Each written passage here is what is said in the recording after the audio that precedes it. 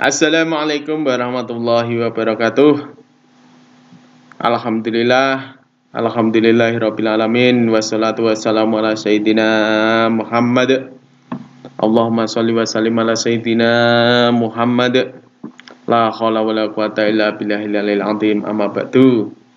Alhamdulillah ketemu lagi dengan Sis Wahyudianto Channel dalam keadaan yang sehat walafiat, penuh nikmat.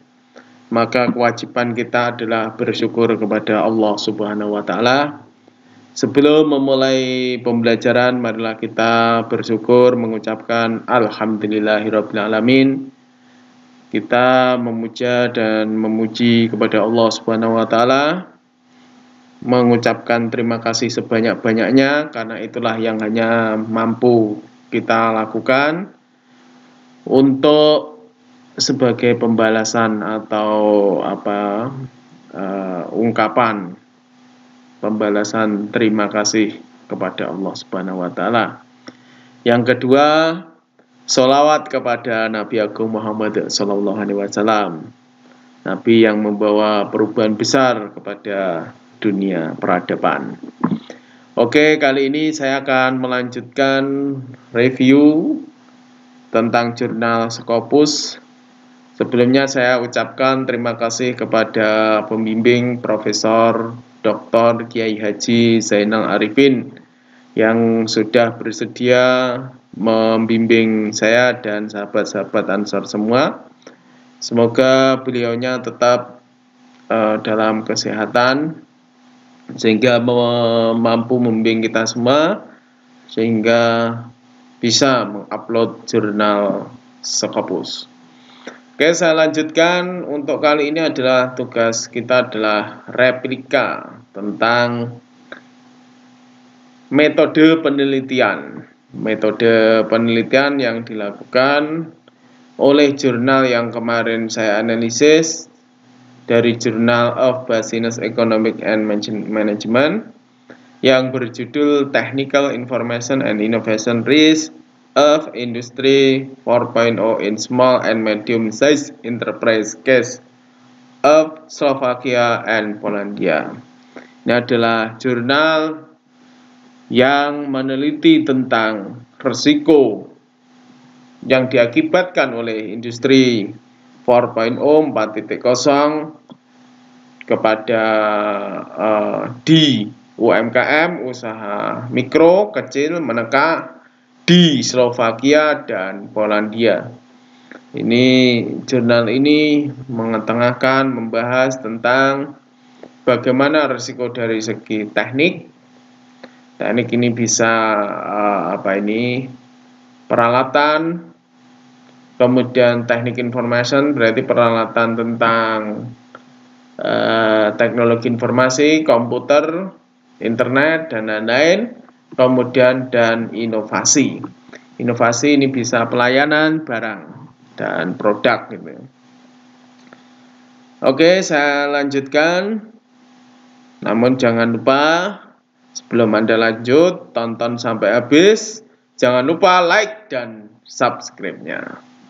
Oke, jurnal ini seperti yang sudah saya ungkapkan di awal, ditulis oleh Sineska, Navica, Javier Nikova, Okreka, dan Gejeda.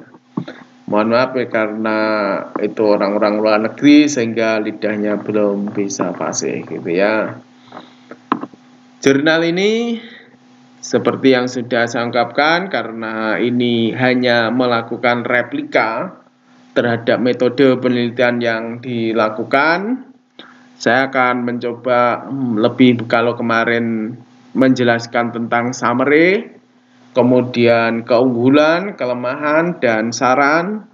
Sekarang kita adalah melihat lebih detail bagaimana metode penelitian. Oke, kita lanjutkan. Di sini saya bacakan di abstrak.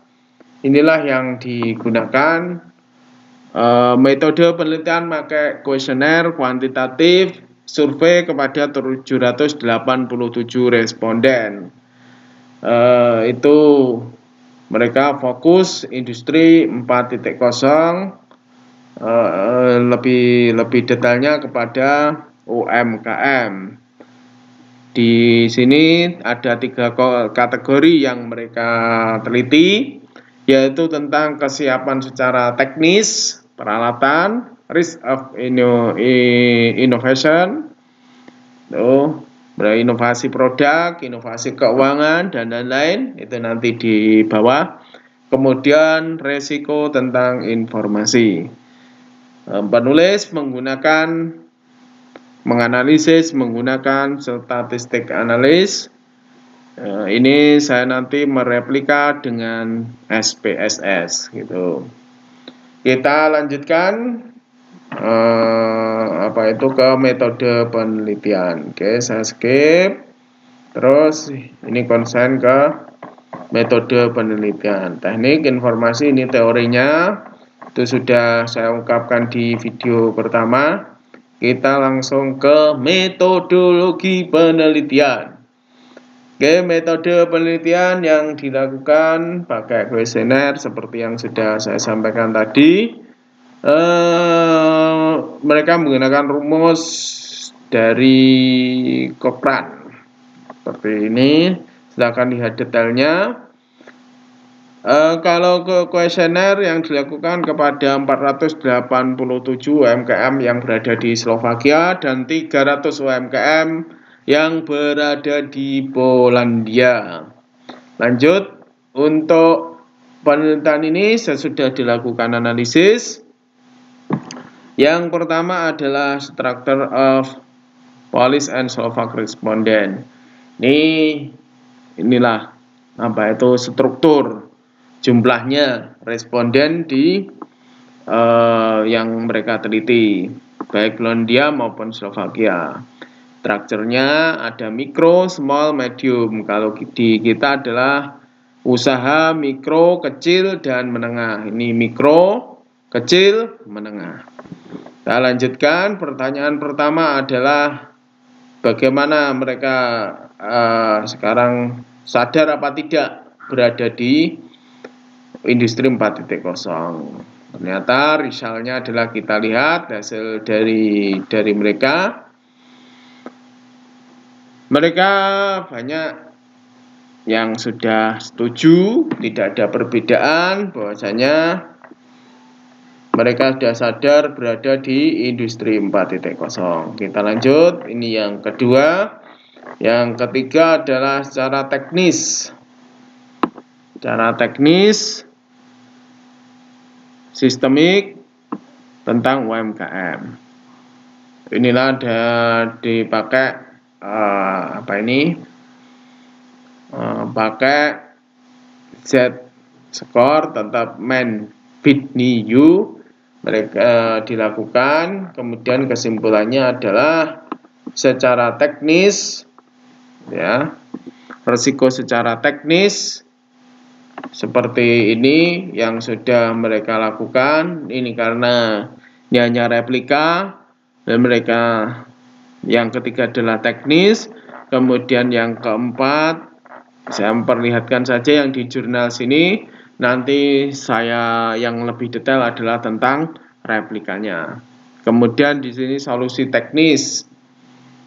Berarti karena di sana adalah sikap, kesikapan yang tadi, yang ketiga adalah tentang sikap, yang keempat adalah solusi teknis. Kemudian yang kelima adalah new product and service, kemudian use technology and capital requirement. Produk baru dan pelayanan yang baru, kemudian penggunaan teknologi, dan capital requirement, atau saya anggap aja lah cara pembayaran seperti itu. Ini adalah rekapitulasi metode penelitian yang digunakan. Mereka memakai MBU, Men-Bit-Ni-U seperti itu. Ini soal persepsi saja. Oke, setelah ini yang saya lakukan adalah mereplikasi metode penelitian tentang resiko industri 4.0. Ini hanya replika saja. Ini hanyalah bentuk tugas bagaimana saya mencoba meniru, mengamati, meniru, dan memodifikasi. Dengan tugas seperti itu, saya mereplikasi metode penelitian tentang resiko industri 4.0. Saya menggunakan juga angket online dengan Google Form, memberikan pertanyaan kepada mahasiswa, meliputi 5 hal, seperti yang dilakukan oleh penulis. Saya mencoba ketika di Google Form itu judulnya adalah persepsi mahasiswa terhadap industri 4.0. Tes kasus kami lakukan kepada 376 mahasiswa Fakultas Ekonomi dan Bisnis Islam dengan 6 prodi.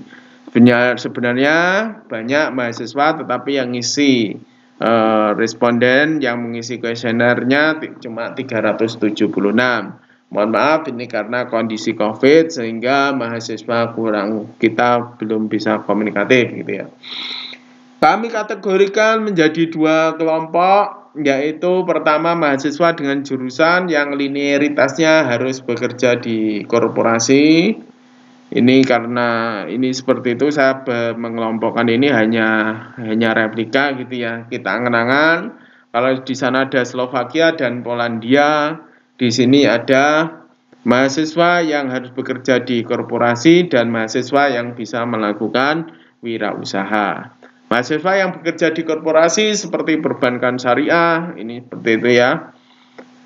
Perbankan syariah itu harus di bank, manajemen keuangan berada di perusahaan, kemudian akuntansi juga analisis keuangan, laporan keuangan, manajemen zakat dan wakaf itu bekerja di Basnas ataupun di LAS. Itu mereka harus saya asumsikan mereka bekerja di korporasi. Itu dengan jumlah responden 215 mahasiswa. Kelompok kedua adalah mahasiswa dengan jurusan yang punya peluang besar untuk berwirausaha, yaitu jurusan ekonomi syariah, karena jurusan ekonomi syariah ini masih besar, belum konsen, belum fak kayak perbankan, manajemen keuangan itu memang benar-benar sudah masuk di korporasi, maka ekonomi syariah saya kategorikan mereka bisa berwirausaha. Ini tidak usah diperdebatkan karena ini hanya replika saja. Ini hanya diangan-angan gitu saja. Kedua, manajemen bisnis syariah sudah jelas. Ini sebanyak 161 mahasiswa. Tes pertama saya juga melakukan dengan Menwidney. Tes 1 adalah kesadaran mahasiswa sekarang sudah berada di industri 4.0. Sudah keluar hasil tesnya. Yang pertama, mereka sadar atau tidak bahwasanya sudah berada di industri 4.0. Hasilnya adalah SIMSIC to talent 0,594 karena nilainya itu lebih dari 0,5, maka tidak ada perbedaan persepsi mahasiswa kategori bekerja di perusahaan dan wirausaha. Kedua kelompok sadar mereka berada pada situasi industri 4.0. Tes kedua, yaitu sikap yang harus dimiliki oleh mahasiswa untuk menghadapi industri 4.0. Sikap mahasiswa sudah ini ada 10 kategori, itu nanti akan saya jelaskan pada video berikutnya. Yaitu 10 kategori, kemudian kita analisis ketemu 0,972, hampir 1 ya. Lebih besar dari 0,5, maka tidak ada perbedaan persepsi mahasiswa kategori bekerja di perusahaan dan wirausaha.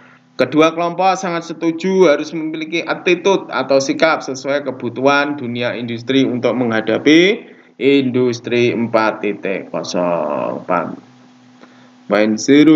Tes ketiga yaitu solusi teknis wirausaha menghadapi industri 4.0.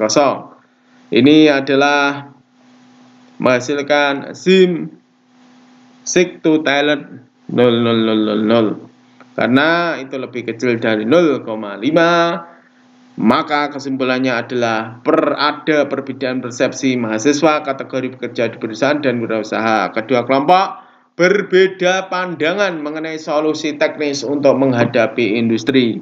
Pandangan mereka bagaimana itu nanti ada ada analisis tersendiri. Karena kita pakai Man Whitney You, maka kita hanya melihat perbedaan kedua kelompok. Kemudian tes keempat adalah persepsi mahasiswa untuk membangun kekuatan sebuah wirausaha pada industri 4.0. Ini hasilnya adalah 0 SIMSIK 0464, masih di bawah 0,5. Maka ada perbedaan persepsi mahasiswa kategori bekerja di perusahaan dan wirausaha. Kedua kelompok berbeda pandangan mengenai cara membangun kekuatan sebuah wirausaha menghadapi industri 4.0. Tes kelima adalah persepsi mahasiswa harus mempunyai kekuatan dalam bidang produk, IT, dan keuangan. Ini adalah SIMSIK tuh hasilnya 0,8. Ini lebih besar dari 0,5, maka tidak ada perbedaan persepsi mahasiswa kategori bekerja di perusahaan dan wirausaha. Kedua kelompok sangat setuju sebuah wirausaha memiliki desain produk, kecanggihan IT, dan cara pembayaran untuk menghadapi industri 4.0. Itulah replika sebuah metode penelitian yang sudah saya lakukan. Saya mohon doa kepada pemirsa Siswa Yudianto, semoga saya menemukan ide-ide brilian, ide-ide cemerlang untuk saya tuliskan, kami tuangkan dalam tulisan, sehingga tulisan saya bisa masuk jurnal Sekapus. Alhamdulillahirabbil alamin. Semoga ada manfaatnya. Wassalamualaikum warahmatullahi wabarakatuh.